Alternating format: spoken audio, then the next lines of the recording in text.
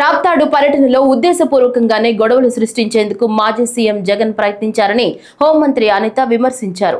2 రోజుల నుంచే పక్కా ప్రణాళికతో వ్యవహరించారన్నారు.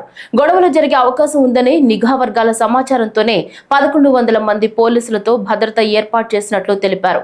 అయినా డబ్బులిచ్చి వైకాపా కార్యకర్తల్ని భారీగా రప్పించి పోలీసులపై దాడికి దిగారన్నారు. అతను ఒక ఎక్స్ సీఎం అన్న ఒకే ఒక కారణంతో ఆయన టూర్ ప్రోగ్రాం గురించి మాట్లాడినప్పుడు మేము చాలా క్లియర్గా 1100 మంది అప్రాక్సిమేట్లీ 1100 మంది పోలీస్ బలగాల్ని డిఎస్పీ స్థాయి నుంచి రోప్ పార్టీస్ వరకు అంటే ఏపీఎస్పీ బెటాలియన్స్ వరకు దగ్గర 1100 మంది పోలీసులను పెట్టాం. అంటే మీరు అనుకోవచ్చు ఒక ఎక్స్ సీఎంకి 1100 మంది పోలీసులు ఎందుకండి అని. కానీ అతను వెళ్తున్న ప్రాంతం చాలా సెన్సిటివ్ ప్రాంతం. తను వెళ్తున్న ప్రాంతంలో ఏదైనా గొడవలు జరిగే పరిస్థితి ఉండి లా అండ్ ఆర్డర్ కనుక ఇబ్బంది పడితే సామాన్యమైన ప్రజలు ఇబ్బంది పడతారు అని ఒకే ఒక కారణంతో గౌరవ ముఖ్యమంత్రి గారి ఆదేశాల మేరకు డీసీపీ గారు అందరూ కలిసి సుమారుగా 1100 మందిని అక్కడ డిప్లాయ్ చేశాం.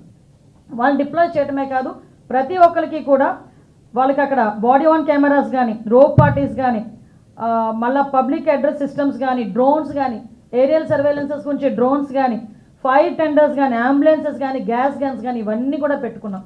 అంటే సాధారణంగా ఒక విఐపి వచ్చినప్పుడు ఎటువంటి ట్రీట్మెంట్ చేసుకుంటామో ఆ ట్రీట్మెంట్ అంతా కూడా ఒక సాధారణ ఒక పులివెందుల ఎమ్మెల్యేకి కూడా కేవలం ఎక్స్ సీఎం అన్న కారణంతో మేము ఇవ్వటం కూడా జరిగింది. ఆ సంగతి కూడా మీరందరూ కూడా గమనించాలి. అదేవిధంగా సుమారుగా 7/4/2025 అంటే నిన్న ఇన్సిడెంట్ కన్నా మొన్న